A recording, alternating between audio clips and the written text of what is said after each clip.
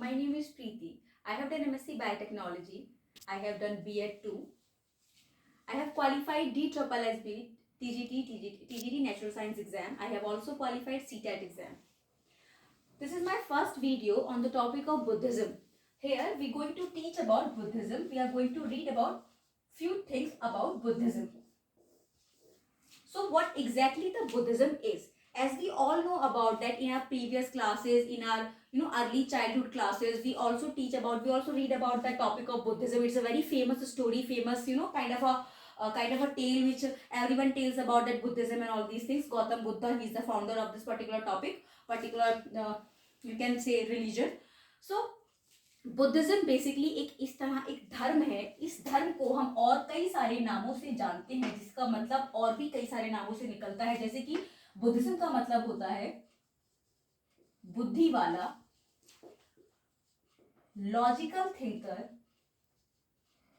Rational thinker. ये सारे के सारे नाम जो है बुद्धिज्म के अंदर आते हैं. बुद्धिज्म को पढ़ने के लिए हमें सबसे पहले जानना होगा कि बुद्धिज्म को किसने बनाया, बुद्धिज्म किसके द्वारा इस पूरे हमारे इंट्रोडक्शन में, हमारे एक्सपोजर में आया. तो बुद्धिज्म को जो फाउंड किया था, वो फाउंडर थे हमारे गौतम बुद्धा, जिनको हम प्रिंस सिद्धार्थ के नाम से भी जानते हैं. ये प्रिंस सिद्धार्थ शाक्य क्लेन से थे, जो कि क्षत्रिय क्लेन के अंदर आता है. जैसे कि हमने पहले प्रीवियस क्लासेस में, बुद्धिज्म से पहले प्रीवियस क्लासेस में हमने जो एंशिएंट हिस्ट्री पढ़ी होगी, उस एंशिएंट हिस्ट्री में हमने सारे पार्ट पढ़े थे. वैदिक हिस्ट्री पढ़ा था. वैदिक हिस्ट्री में जिस तरह से डिवीजन कराया गया था क्लासेस का, कि पहली क्लास आपकी ब्राह्मिकल है, पहली आपके पंडित ब्राह्मण आ जाते हैं, दूसरे आपके क्षत्रिय आ जाएंगे, तीसरे आपके वैश्य आ जाएंगे, चौथे आपके शूद्र आ जाएंगे. तो उन क्लासेस को अगर हम उन क्लासेस के डिवीजन को हम देखें, तो प्रिंस सिद्धार्थ जो थे क्षत्रिय क्लास के अंदर से आते थे. प्रिंस सिद्धार्थ के फादर प्रिंस शुद्धोधन थे, जो कि शाक्य क्लेन के राजा थे. और इनकी मदर का नाम था महामाया. महामाया की मृत्यु या महामाया की डेथ ड्यूरिंग लेबर पेन पे हो गई थी. ऐसा बताया जाता है कि जब गौतम बुद्धा छोटे ही थे, तो गौतम बुद्धा ने पैदा होने के बाद ही फौरन अपने आप से 5 कदम जमीन पे चले थे. वो 5 कदम जब जमीन पे इन्होंने चले, तो उनके कोमल पैरों को बचाने के लिए वहां पर 5 कमल ब्लूम हुए थे. और यही इनका लोटस जो है, इनका इसीलिए बर्थ का सिंबल कंसीडर किया जाता है. तो गौतम बुद्धा की पूरी लाइफ में टोटल 6 सिंबल हैं, जो कि ये बताते हैं, जो कि इनकी लाइफ की इंपॉर्टेंट पॉइंट्स को दर्शाते हैं. जैसे कि पहला पॉइंट हुआ इनका बर्थ. तो जब गौतम बुद्धा का बर्थ हुआ, तो वहां पे लोटस एज अ सिंबल इनके बर्थ को इंडिकेट करता है. जैसे जैसे हम इस टॉपिक में आगे बढ़ेंगे, there are few 5 symbol which is indicate the important highlights of the Gautam Buddha's life. When Gautam Buddha's real mother Mahamaya was died, second mother Gautami Prajapati. Gautam Buddha का जो नाम गौतम है, वो बेसिकली इनकी सेकंड मदर गौतमी के थ्रू ही आया है. तो इनको नर्चर, इनको अपब्रिंगिंग जो प्रॉपर वे में किया है, वो गौतमी प्रजापति ने किया है. और गौतमी प्रजापति ही फर्स्ट लेडी हैं बुद्धिस्ट संघ की. क्योंकि उस समय बुद्धिस्ट संघ में कोई भी फीमेल या कोई भी महिला को पार्ट लेना अनुचित नहीं माना जाता था. But she is the first lady जो कि उस पर्टिकुलर संघ में एंटर हुई. सेकंड मदर के बाद हम इनका बॉर्न हमें पता होना बहुत जरूरी है. तो इनका जो जन्म हुआ था 583 BC में हुआ था. As I think all we know about that, कि जब हम इस तरह के जब हम डेट्स पढ़ते हैं, तो हम जब इस तरफ जाते हैं, तो उसका मतलब होता है कि यहाँ पर हम आगे बढ़ रहे हैं. तो जैसे इनका जन्म 583 में हुआ है, तो इनकी मृत्यु किस समय में होगी? It's very simple. इनका जन्म 563 में हुआ है, तो जब हम इस तरफ को जाएंगे, दैट मीन्स यहाँ 483 BC में इनकी डेथ हुई थी. ठीक है. So born period and it's a death period. तो this is a complete time period of Gautam Buddha life. Okay. So इनका जन्म कहां पे हुआ था? तो इनका जन्म हुआ था लुम्बिनी इन नेपाल. ये इनका जन्म का स्थान है। तो ये तो गौतम बुद्धा के जन्म के बारे में हो गया कि इनका जन्म कहाँ हुआ था। इनका जन्म हुआ था लुम्बिनी, नेपाल में। इसको और कहते हैं हम इसको कपिलवस्तु। ठीक है, सो इनका जन्म लुम्बिनी में हुआ, नेपाल, कपिलवस्तु में। अब हम इनके लाइफ के 6 जो इनके वर्शिपल जो प्लेसेस हैं, जो वर्शिपल सिंबल है बेसिकली, वो पढ़ने जा रहे हैं कि बेसिकली इनकी लाइफ के 6 जो सिंबल है वो कौन कौन से हैं। तो यदि हम इनके 6 सिंबल पढ़ेंगे तो इनके 6 सिंबल में पहला सिंबल तो ऑब्वियसली हमने आपको बताया कि लोटस आया। तो लोटस का मतलब क्या हो गया, बर्थ हो गया, कि इनको इनके बर्थ को जो इंडिकेट करता है वो लोटस इंडिकेट करता है। दूसरा जो होता है वो आता है बुल। बुल जो है बेसिकली इनके एडल्टहुड को रिप्रेजेंट करता है। तीसरा जो आता है हॉर्स आता है। हॉर्स बेसिकली किसको रिप्रेजेंट करता है, इनके सैक्रिफाइस को रिप्रेजेंट करता है। आपको ये पता होगा कि इनका घोड़े का नाम था कंटक और इनके जो चैरियट थे उसका नाम था चन्ना। मैं यहाँ पे लिख रही हूँ, उनके घोड़े का नाम कंटक और जो इनके चैरियट थे वो थे चन्ना। ठीक है, बेसिकली ये जो इनका सैक्रिफाइस है ये इस बात को इंडिकेट करता है कि एट द एज ऑफ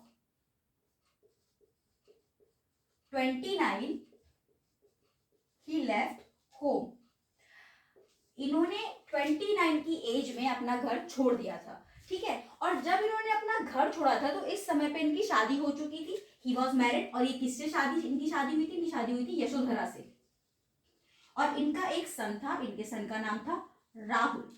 तो जब इनका बेटा राहुल पैदा हुआ था तो इनके दिमाग में ऐसा थिंकिंग भी आई थी कि ये राहुल को एज अ राहु कंसीडर करते थे, बिकॉज राहुल को ये राहु समझते थे। राहु क्यों समझते थे, बिकॉज ये सोचते थे कि ही वॉज अ ऑब्स्टिकल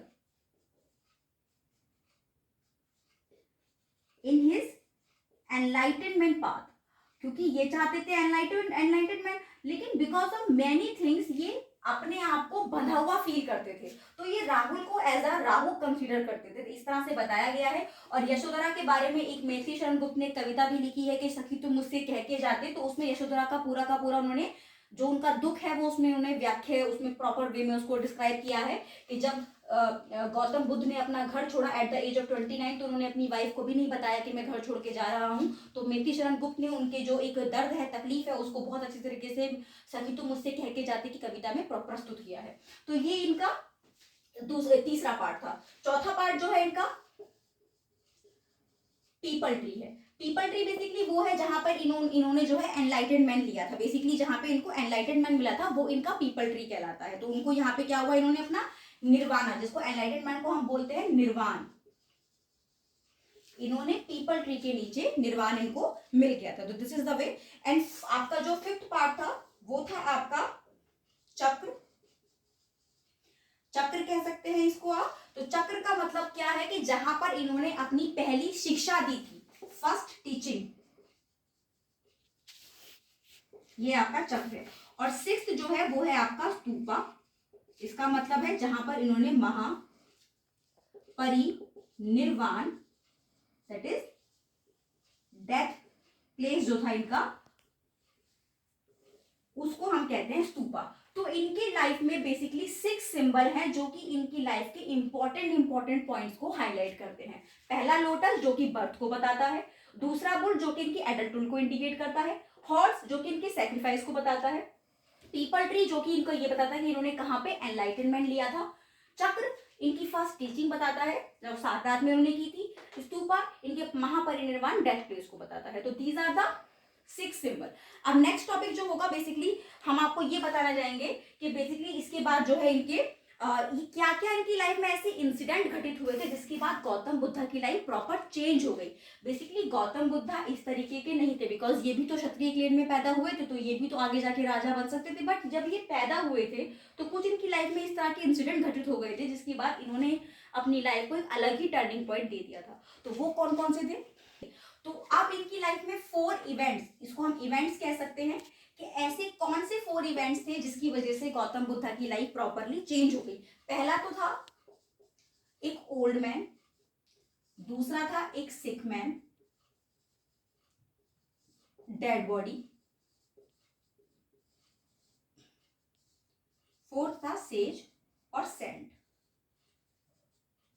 ये 4 चीजों ने गौतम बुद्ध के मन पे इस तरह से असर डाल दिया कि वो जो है बिल्कुल ही इस बात को मानने के लिए तैयार नहीं थे कि जिस जगह मैं पैदा हुआ हूँ, जिस क्लीन में पैदा हुआ हूँ, वो मेरी लाइफ है। उन्होंने अपनी लाइफ को अलग ही डायरेक्शन में, एक लाइफ का एक मीनिंग पता करने के लिए वो जो है एनलाइटनमेंट की राह पे चले गए। और एट द एज ऑफ 35 इनको जो ये एनलाइटनमेंट मिला था, जिसको हम निर्वाण कहते हैं, ये एट द एज ऑफ 35 इनको मिल गया था।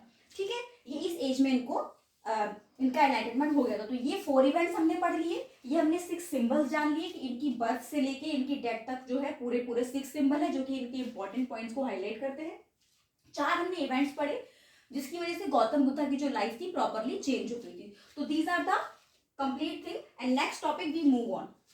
सो व्हाट वी हैव रीड, तो एग्जैक्टली इनको जो निर्वाण मिला, दैट इज जिसको हम कहते हैं एनलाइटनमेंट, ये इन्होंने एट द एज ऑफ 35 ले लिया और ये इन्हें मिला बौद्ध गया में। और अगर कोई पूछे आपसे कि बौद्ध गया का पुराना नाम क्या था, तो इसका ओल्ड नेम था यूरुवेला। ठीक है, ये इसका ओल्ड नेम था।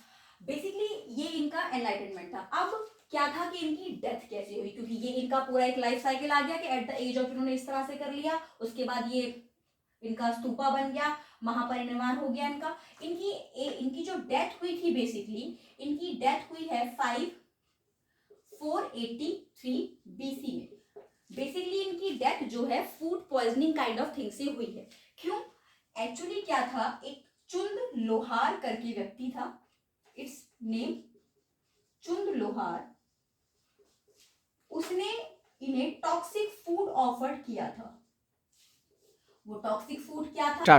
टॉक्सिक फूड जिसका नाम था मशरूम, और इनकी डेथ हुई थी एट पावा में। तो जब इनको ये टॉक्सिक फूड दे दिया गया, जो कि इसको भी नहीं पता था, इसने इंटेंशनली नहीं दिया था, बट इट माइट बी इसमें कुछ प्रॉब्लम थी। तो जब इसने ये इसको टॉक्सिक मशरूम, क्योंकि मशरूम कई तरह के होते हैं, सबको पता है कि मशरूम हर मशरूम खाने योग्य नहीं होता, कुछ ही वैरायटी मशरूम की जो कि खाने योग्य होती है। तो जब इन्होंने ये मशरूम खा लिया तो कुछ समय के बाद गौतम बुद्धा की जो है डेथ हो गई थी आफ्टर सम टाइम। तो इनकी डेथ होने के बाद इनको महापरिनिर्वाण मिल गया। इसका मतलब था बेसिकली गौतम बुद्धा का जो मतलब था कि जो इसको ये डेथ थी, तो ये इनके लिए जो इनकी डेथ थी बेसिकली ये एक हैप्पीएस्ट मूवमेंट था। क्यों था हैप्पीएस्ट मूवमेंट? इसको क्यों हैप्पीनेस कहते हैं या हैप्पीएस्ट मूवमेंट कहते हैं? Basically according to the Buddhism, इसमें क्या होता है, हैप्पीएस्ट मूवमेंट या हैप्पीनेस इसे क्यों कहा गया? क्योंकि ये बिकॉज ही फ्री फ्रॉम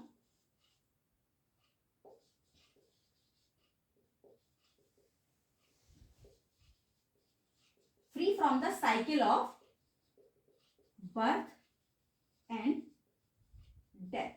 इसीलिए गौतम बुद्धा के लिए एक हैप्पीनेस या फिर एक हैप्पीएस्ट मूवमेंट था। तो ये इनका महापरिनिर्वाण हो गया। इसके बाद जो है इसको महापरिनिर्वाण, दैट इज स्तूपा, इसको हम स्तूपा कहते हैं और इसको हम कहते हैं symbol of happiness. Symbol of happiness basically ये जो है, यहाँ पे इसको आप लिख लीजिए, ये आपका सिंबल ऑफ हैप्पीनेस होगा।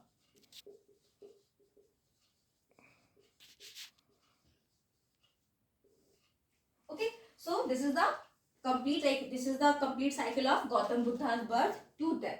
And after this we're going to read about some philosophy, some kind of your text which is wrote by Gautam Buddha. Okay, अब हम पढ़ेंगे यहाँ पर Buddhist council.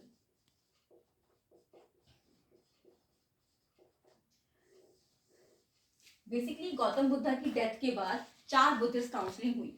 Basically Buddhist council में होता क्या है, बुद्धिस्ट काउंसिल बेसिकली क्यों की गई थी? तो बुद्धिस्ट काउंसिल इसलिए किया जैसे कि गौतम बुद्धा ने जो भी टीचिंग अपनी दी, जो भी उन्होंने अपने धर्म के तहत बताया, तो उस पर्टिकुलर चीज को स्प्रेड करने के लिए, उसको और एंकरेज करने के लिए बुद्धिस्ट काउंसिल की गई। तो जो उस पर्टिकुलर टाइम पीरियड पे जो राजा उस पीरियड में रहे, उन राजाओं ने अपने अपने समय में एक काउंसिल करवाई ताकि वो उस पर्टिकुलर बुद्धिज्म धर्म को स्प्रेड कर सके, एनकरेज कर सके। तो जो पहली आपकी जो काउंसिल थी वो just after the death of Gautam Buddha हुई थी। तो पहली हमेशा से याद रखना कि पहली हम एकदम से जो है आपकी just after the death of Gautam Buddha हुई, जो कि हुई थी राजगीर में। पहली हुई थी राजगीर में। अगर कोई इससे पूछने लग जाए कि राजगीर में जो ये हुई थी तो बेसिकली ये किसके उसमें हुई थी, तो जिस समय ये हुई थी तो उस समय जो यहाँ पे किंग हुआ करते थे वो थे आपके अजात शत्रु। तो अजात शत्रु के टाइम पे आपकी पहली बुद्धिस्ट काउंसिल परफॉर्म की गई थी। ठीक है, दूसरी बुद्धिस्ट काउंसिल जो थी आपकी परफॉर्म की गई थी वैशाली में। दूसरी बुद्धिस्ट काउंसिल आपकी वैशाली में हुई थी। वैशाली में जब आपकी दूसरी बुद्धिस्ट काउंसिल हुई थी तो इस समय जो आपके राजा थे वो थे आपके कनिष्क।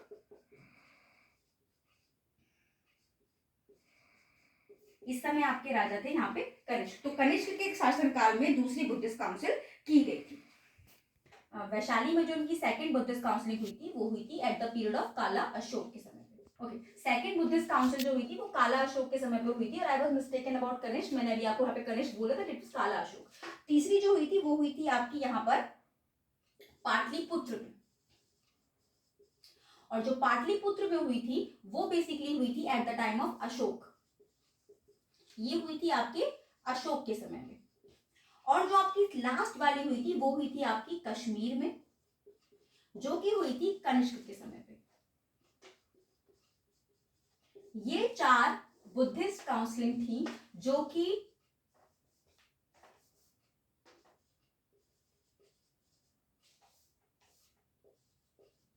गौतम बुद्ध के डेथ के बाद परफॉर्म की गई थी। ये 4 बुद्धिस्ट काउंसिल थी जो कि इन पर्टिकुलर राजाओं ने अपने अपने शासनकाल में कंप्लीट करवाई थी। तो इन 4th बुद्धिस्ट काउंसिल के बाद बेसिकली क्या हुआ था कि जो बौद्ध धर्म था वो 2 पार्ट्स में डिवाइड कर दिया गया था। तो वो 2 पार्ट्स कौन से थे, वो बहुत मेजर इसको कहते हैं कि स्प्लिट था बुद्धिज्म धर्म का। जो पहला धर्म था आपका हिनयान और दूसरा था महायान। तो बेसिकली जो हिनयान थे वो नॉन चेंजर थे और जो ये थे Mahayana that was changer.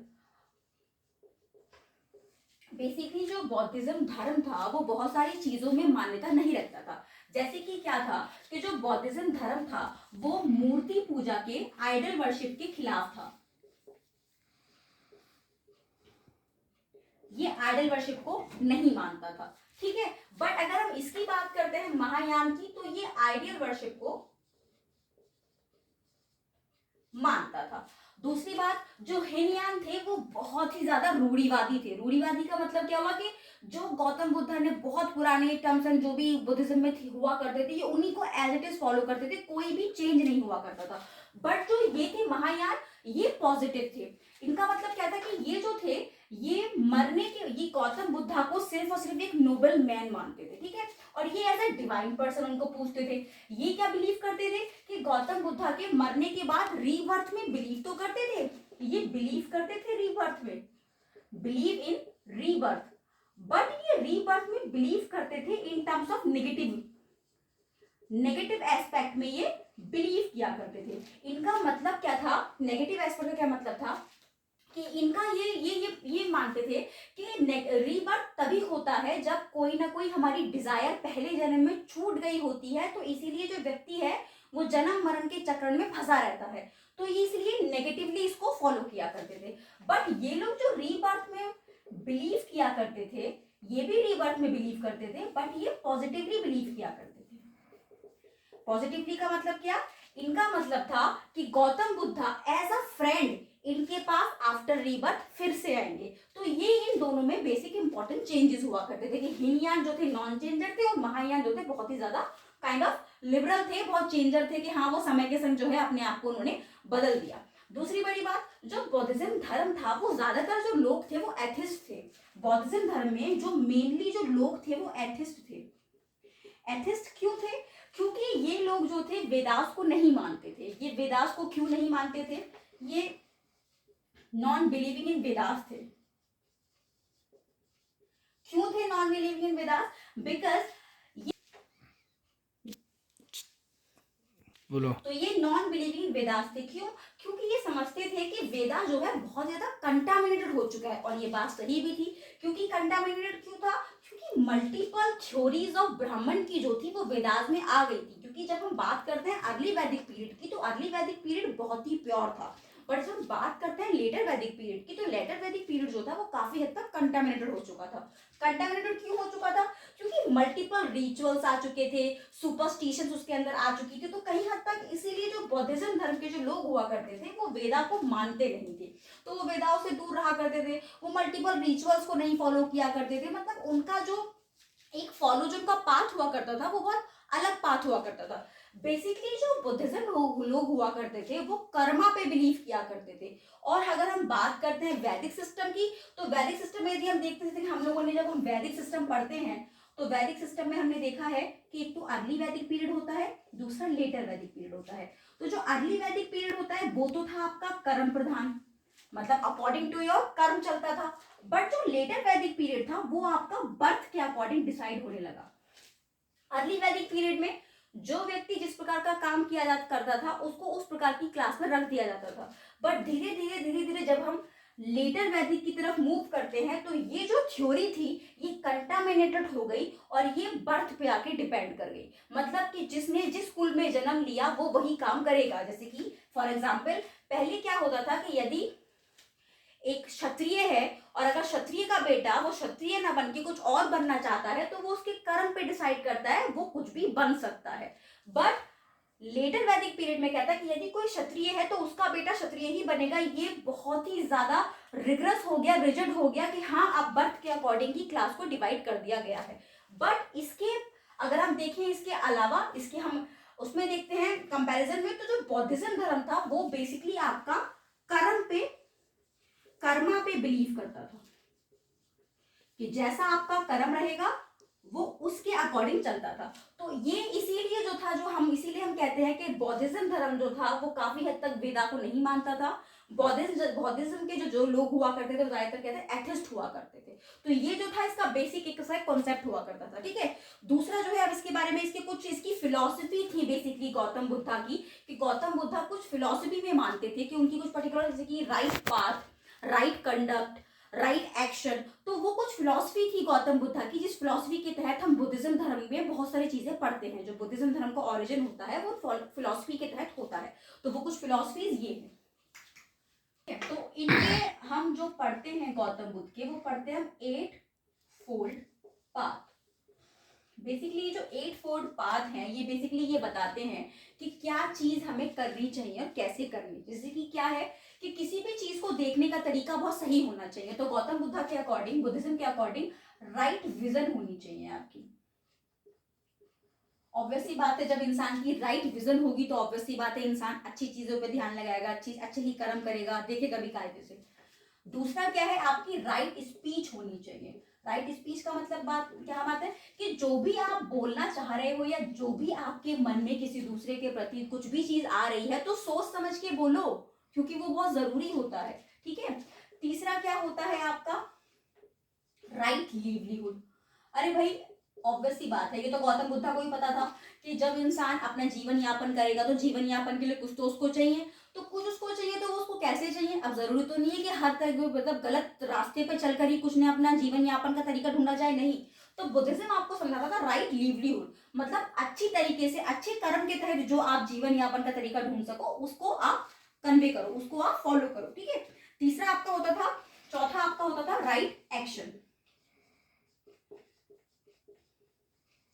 Right action से बहुत सिंपल सी बात है, मतलब सही कार्य, सही कर्म ऑब्वियस सी बात है बहुत जरूरी है आपका। राइट कंसंट्रेशन, राइट कंसंट्रेशन का मतलब सीधे सीधे कि भाई हमको जो भी चीज देखनी है, जो भी चीज समझनी है, उसको हमें सही पथ पे, सही राह पे हमें चलना, सही तरीके से उसको करना बहुत जरूरी है। इसलिए गौतम बुद्धा या बुद्धिज्म राइट कंसंट्रेशन पे भी फोकस करता था। अब क्या था आपका सिक्स्थ था आपका राइट एफर्ट। भाई किसी व्यक्ति को कुछ चीज पानी है तो यदि जब तक वो उस पर सही तरीके से मेहनत नहीं करेगा तो वो उसको मिलने से रही। तो इसलिए बुद्धिज्म में ये भी समझाया जाता है कि राइट एफर्ट लगाना बहुत जरूरी होता है। ठीक है, उसके बाद 7 नंबर पे आपका आता है राइट मेमोरीज। जो भी आपके दिमाग में जो भी चीजें आ रही हैं या जो भी आपकी क्लिप्स मेमोरीज क्लिक अप हो रही हैं तो वो आपकी राइट होनी चाहिए। ठीक है, राइट मेमोरीज आपकी बननी चाहिए। और 8 नंबर पे आपका होता है राइट कमिटमेंट, ठीक है, राइट कमिटमेंट मतलब कमिटमेंट। तो ये जो आपके 8 फोल्ड पाथ थे जो कि आपको ये बताते हैं बेसिकली बुद्धिज्म का 8 फोल्ड पाथ आपको बताते हैं। तो this is the 8 fold path of the Buddhism. Okay, कुछ इसकी फिलॉसफीज हैं बुद्धा की। तो बुद्धा की जो फिलॉसफीज है बेसिकली वो क्या क्या है, जैसे कि अगर हम बात करते हैं गॉड या ईश्वर के बारे में, तो कुछ लोग तो बिलीव करते थे कि देयर इज अ गॉड और कुछ लोग बिलीव नहीं करते थे। तो मे और मे नॉट दोनों में आ जाता है ये बात, ठीक है। तीसरी हम बात करते हैं वेदास की। तो वेदास जो था तो ये टोटली वेदास को इग्नोर करते थे, ये वेदास को बिल्कुल भी नहीं मानते थे, तो इग्नोर कर देते थे इसको। ओके, ये वेदास में बिल्कुल भी नहीं मानते थे क्योंकि इनके अकॉर्डिंगली वेदास काफी हद तक कंटामिनेटेड हो चुका था। तीसरा जो था आइडियल वर्शिप था। तो यदि हम बात करते हैं महायान और हीनयान में, तो अगर हम हीनयान की बात करते हैं तो हीनयान तो प्रॉपरली बिल्कुल नो चेंजर था और जो महायान था वो प्रो चेंजर था। तो अगर हम बात करते हैं हीनयान की, तो हीनयान तो बिल्कुल भी आइडल वर्शिप में बिलीव नहीं करता था। बट जब धीरे धीरे गौतम बुद्धा, जब ये बुद्धिज्म जो है आपका डिवाइड हुआ, तो जब महायान आया तो धीरे धीरे क्या हुआ कि महायान जो है आइडल वर्शिप में बिलीव करने लगा। तो कुछ तो बिलीव करते थे और कुछ लोग बिलीव नहीं करते थे। तो some believe and some not, कुछ ने बिलीव किया कुछ ने बिलीव नहीं किया। अगर हम बात करते हैं कि ये थी एथिस्ट थे या थीस्ट थे, तो अगर हम इस चीज पे इस पर्टिकुलर टॉपिक पे बात करेंगे तो ज्यादातर ही हम इसको कह सकते हैं ये एथीस्ट थे, क्योंकि ये बिकॉज ऑफ वेदास ये काफी हद तक कंटामिनेटेड समझते थे इन चीजों को, और इसलिए जो है इन चीजों से बिल्कुल ही दूर रहा करते थे। इसके बाद था आपका रीबर्थ। जैसे मैंने पहले बताया कि अगर हम रीबर्थ की बात करें तो रीबर्थ में क्या था कि यदि हम बात करते हैं हीनयान की और यदि हम बात करते हैं महायान की, तो हीनयान जो था रीबर्थ पे बिलीव करता था बट नेगेटिवली बिलीव किया करता था, और जो महायान था वो रीबर्थ पे बिलीव करता था, वो पॉजिटिवली रीबर्थ पे बिलीव किया करता था, क्योंकि ये सोचता था कि ये रीबर्थ उन्हीं को मिलता है जो कि धर्म और मृत्यु के, जो मरण और मृत्यु, जन्म और मरण के बीच में फंस गए तो उनको दोबारा जन्म लेना पड़ा डिजायर्स को पूरा करने के लिए। बट ये सोचते थे कि बौद्धा जो है एज अ फ्रेंड की तरह, मित्र की तरह वापस हमारे पास आए, इसलिए ये इस पे बिलीव किया करता था। ये कर्मा पे फोकस थे क्योंकि ये लोग कर्म में ज्यादा बिलीव किया करते थे। तो ये इनकी कुछ फिलॉसफीज थी गौतम बुद्धा की, जो कि इन्होंने एज अ बुद्धिज्म धर्म के थ्रू उन्होंने बताई हैं, जो कि अगर हम इसको कंपेयर करने लग जाएं हिंदुज्म से या वैष्णविज्म से या और मल्टीपल धर्मों से, तो ये काफी हद तक डिफरेंट है। क्योंकि अगर हम देखते हैं हिंदुज्म धर्म को, तो हिंदू जिसको हम सनातन धर्म कहते हैं बेसिकली, वो बेसिकली देखा जाए तो आइडल वर्शिप पे बिलीव करता है, यजना पे बिलीव करता है, बहुत सी चीजों पे बिलीव करता है। बट यदि हम बात करते हैं बुद्धिज्म की, तो बुद्धिज्म जो है कर्म ज्यादा मानता है, वो कर्म प्रधान है, वो कर्म पे बिलीव करता है, वो अच्छे कार्यों पे, अच्छी डीड्स पे, अच्छी चीजों पे, मतलब आप सोचो अच्छा करो, अच्छा देखो, अच्छा सुनो, अच्छा ऐसी चीजों पे बिलीव करता है। तो ये इसकी फिलॉसफीज थी। ओके, तो this is all about like Buddhism. ये एक छोटा सा इंट्रोडक्शन था अबाउट बुद्धिज्म। आई होप आपको समझ में आया होगा, अच्छा लगा होगा।